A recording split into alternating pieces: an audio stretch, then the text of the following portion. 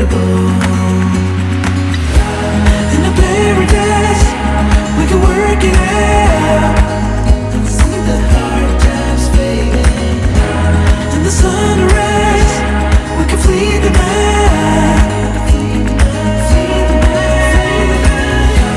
In the paradise. Hello. Hey. We are Overland The Americas. I'm Ernesto. And I'm Taisa. Recently, we completed a 4-year trip through 23 countries, over 75,000 miles in 4 years. Through Central and South America.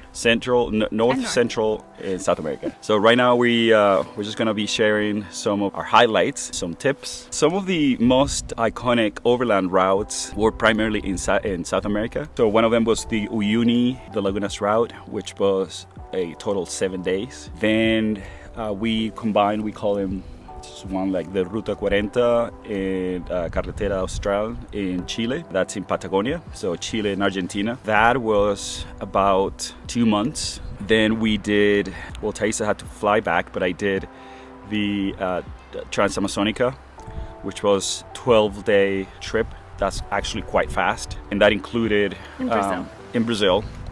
And that included a famous road called the BR 319, a ferry ride that took 5 days down the Amazon all the way to the Delta. After that, I did this route in Guyana through the Amazon forest. This very exciting road where like sketchy bridges. It was only 900 kilometers, about 900 kilometers between 2 points or cities, Linden and Lethem, near the border with Brazil. That was fantastic. And then the last one was in Venezuela. It's also a 5-day route, very technical, near the border with Guyana and Brazil, the triple border. And put our car to the test. Yeah, I put the car to the test. I'm kind of glad I wasn't there for that one. Yeah. So we started our trip in July 2015. We traveled in a Ford Runner 2012 Trail Edition. Took us about 3 years to get ready for the trip. It's a little longer than that. A little longer than that, yeah. But from the moment that we got the car and outfitted it and all that stuff. We originally planned for 1.5 years, and somehow it turned into 3.5. So you kind of start learning how to stretch the budget and be creative and find your own pace. We are asked often, you know, what were the highlights of the trip? There's a lot of stuff that comes to mind, but there's definitely things that they're unique, so unique that we pretty much call them like these are life-changing. From meeting people, obviously, but we gravitate towards the mountains. So we try to hike and backpack as much as we could. We did a hike to a volcano called Acatenango. It's a twin volcano. So it's a Acatenango and another one called Fuego. In Guatemala. Yeah. Central America.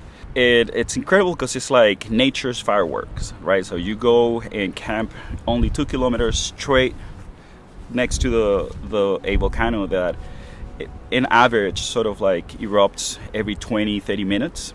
So at night you just can see it just, you know, erupting, just like spewing lava and molten rock rolling down the side of the slope of the volcano. Our tent was shaking and there was ash falling on us. Probably not the most stable, safest decision, but it was beautiful. We dive as well. We dove in Monterey, California, in the kelp forest. So it was pretty cool just to do that with like the sea otters. It was just very unique. We hadn't done anything like that before. The other dive that was really memorable was in Cabo Pulmo in Mexico, and it was like this giant schools of mackerel. So that spiraling pool of mackerel, which is beautiful. Incredible. Some highlights. Be in the middle of it. We also dove in Galapagos, got to see hammerhead and dive with like marine iguanas and like sea lions, so that was like pretty cool. We hired a guide and went with a couple of friends and summited Mount Pisco, and it was the most beautiful place I think I've ever seen. And it was very, very cold, and it was really very high altitude, the highest that either of us had ever been, so it was like quite a feat for us. And it was totally worth it, and we didn't feel our toes for like a week after or something, because like it was 15 so days cold. 15 days, but it was spectacular. And that particular park in Peru has a hut system, so you hike up to a hut where you can camp the night, kind of base camp before you summit. And they have like a full restaurant and heat inside and like French fries and everything. So that was also the highlight. Maybe that's what helped me push through. Another highlight was for me, Taisa had to fly back. I was in Venezuela and did this 7-day trek in a region called Gran Sabana in Venezuela, and there's a mountain called Roraima. It's a plateau. It's called Tepuy in the Pemon language in Venezuela. You just go up to this mountain that has a very unique ecosystem. It only, like, the life that you find there for plants and some amphibious is like it's only found there, nowhere else in that one mountain. It's the place that's based on the movie Up. So we like going off the beaten path and going to the remote spots, and we chose our vehicle very specific for that purpose. And I think some of the most beautiful places that we went to did probably require some technical driving and 4x4, but the whole route, or all of Central and South America, if you wanted to say drive it, you don't need to go off the beaten path and can do it in any vehicle. But I would say that some of those spots, we needed our car. A lot of people talk about like navigation and like what do you use for the to navigate, do the plan and whatever. We honestly use our Google Maps and Maps.me and OpenStreetMaps, so we downloaded that onto our GPS. But like when you're there, like all this data is actually loaded in Google and Maps.me, and it's incredible how detailed it gets. So like you think like here you get to do these trails and backpacking trips and you have the trails already marked. So that is just the same thing there. So you have entire climbs, like technical stuff, where the route is already there. So same thing for driving. Obviously there will be a bunch that you never know, but the locals will take you anyway. So you wouldn't venture out necessarily in the middle of the Amazon, or if you don't know where you're going. We spent in Patagonia alone 5 months. And you have to time it because the seasons are really specific, and to be able to drive there safely and enjoy the hiking season too. Some parts are more remote than others, like where you're really in the middle of nowhere and you have to have extra gas because it's really that remote and expansive. And then there's other like little cute touristy towns and cities that have like everything, including craft breweries and airports and all that.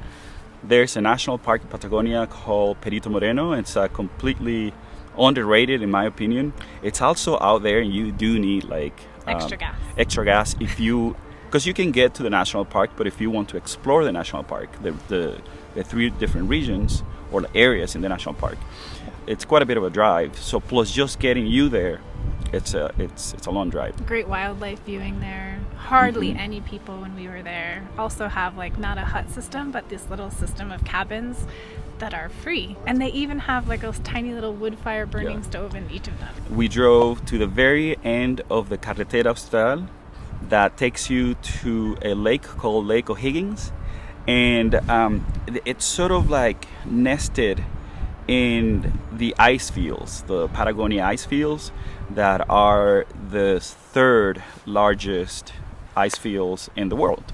So you got Antarctica, the Arctic, and in Patagonia. It's incredible. It's difficult, obviously, like you don't get to see much of that unless you fly, or during winter where everything's completely covered in snow. But there are tons of hikes, and when you're driving, you see these like massive like glaciers just hanging above you, and condors like everywhere. So like condors, you're just driving and there's glaciers upon glaciers, condors, and where am I? And it kind of, we haven't been to Alaska yet, but we're live in the Pacific Northwest. It's somewhat similar, and we just imagine that that's what Alaska feels like or felt like.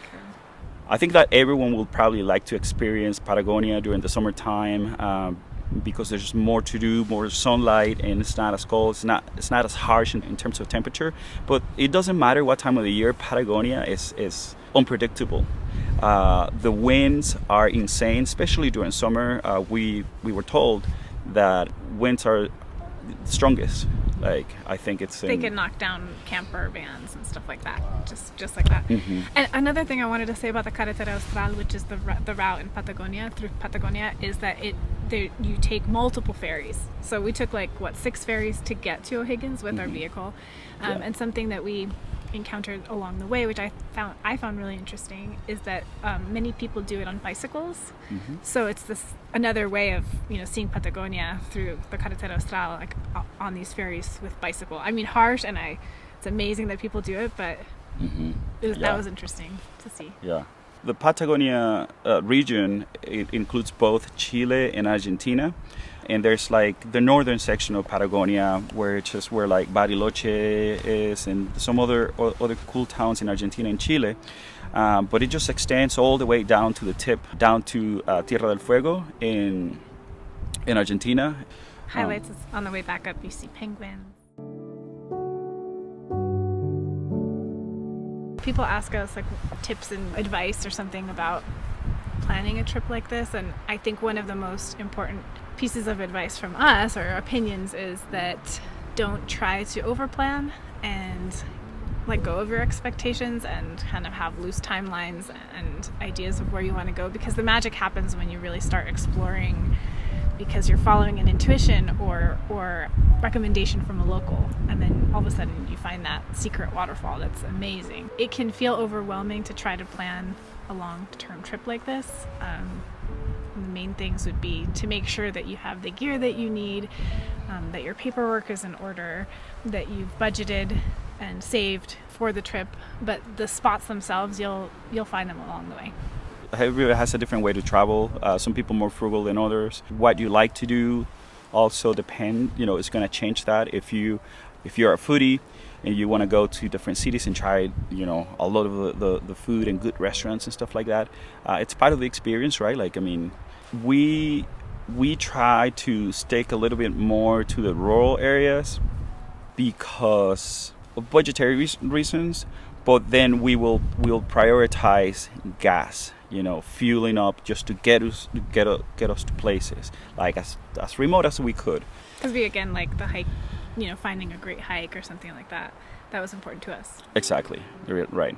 It's not that we didn't visit it or we didn't visit cities. We did quite a bit, pretty much almost all capitals. Yeah. But our budget was pretty basic for food and stuff like that, except for in Lima, Peru. We definitely explored the cuisine, and that's because we had a local friend who was a chef and took us around, and it was amazing. And then we broke our budget a bit, but we spent our initial budget was $60 a day for the two of us, and that includes everything: campgrounds, gas, car maintenance, insurance, border crossings, paperwork. And we used an app to track every single expense, which we really highly recommend. I think we paid $8 for the app that we use, and it keeps you on track. It's not like you have to look at it every single day to track it, but you do to track it. But the trend of it, as long as you check at the end of the week where you're at, it helps you guide where you have to correct or not. Exactly. So, and then I think that's important also before the trip. Just another thing that I'm thinking of in terms of tips, something that we tried to stick to was not driving in the evenings. It's a foreign, in the end, we don't really know where we are, and plus you can't really see what's around you in terms of beautiful landscapes, but also when you're pulling into a camp spot and it's dark, you can't really get a sense of if it feels safe or not. So I think that was one of our things that we stuck to, is not really driving at night. Inside living space is the first thing that when people ask, would you change anything? The Forerunner is incredibly capable. It took us everywhere. Some of the aftermarket stuff, we had some minor issues with easy to deal with. The Salar in Uyuni in Bolivia and the Lagunas route in Bolivia as well. Those 7 days, it's windy, it's cold. Our lips were chapped and no showers. No showers. That's fine, right? It's fine, but it's pretty extreme environment. Pretty extreme. So we're making sandwiches. It's full of sand, or pasta with sand, and cereal with sand. It didn't matter, It's okay. It's that's what it is. So we will try to find a place to still really find find some shelter, but it's difficult in some of those areas. If you had something with a small space inside where you can shelter and cook and hang, that'll help.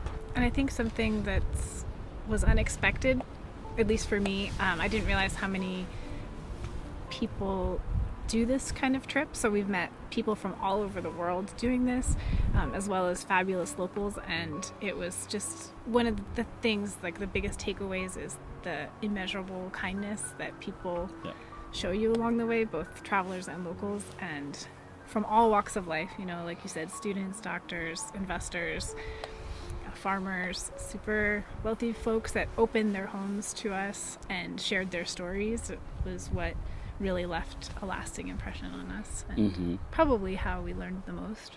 And we have many friends that have done this, and they went in with a very small amount of Spanish, and they became pretty good at it. Like you can have a good conversation with them, and so they did with the locals.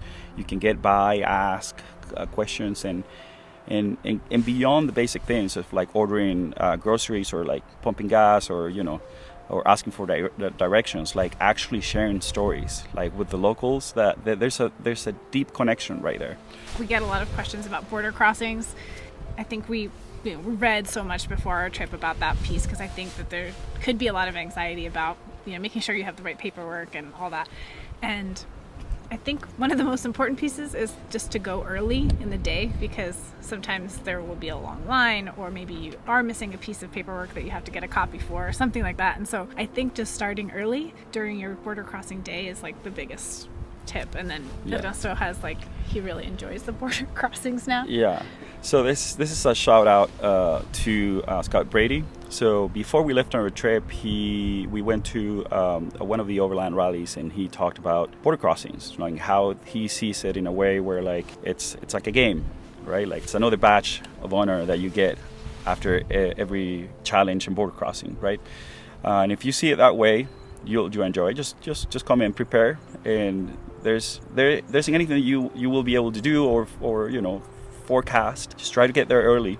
So we will do that. Like Taisa said, the level of anxiety is much less, because you're not thinking about, are we going to be able to cross the border today?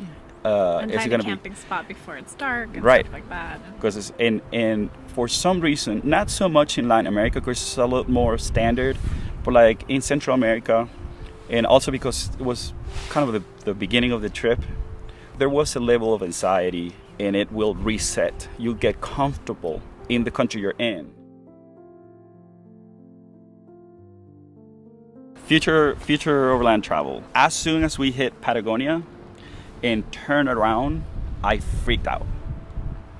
That was the first day after 3 years that we were starting to drive back home.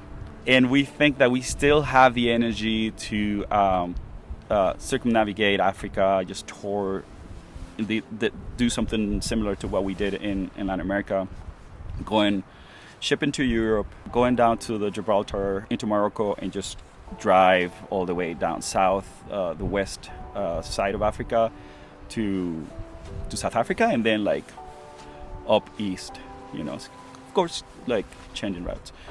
And this is now kind of dependent on, what COVID. Safety and savings and all those things. But our dream is to be able to travel every corner of the world. But I think we have Africa on our minds, and also truly finishing the Americas trip with Alaska at some point. So we have that. Yeah, next year. So hopefully next year we'll be able to do a little bit of traveling in the U.S., to attend all these events, get our car completed. Save some more. Find a way in which we could generate a little bit of passive income. And and then after that, who knows?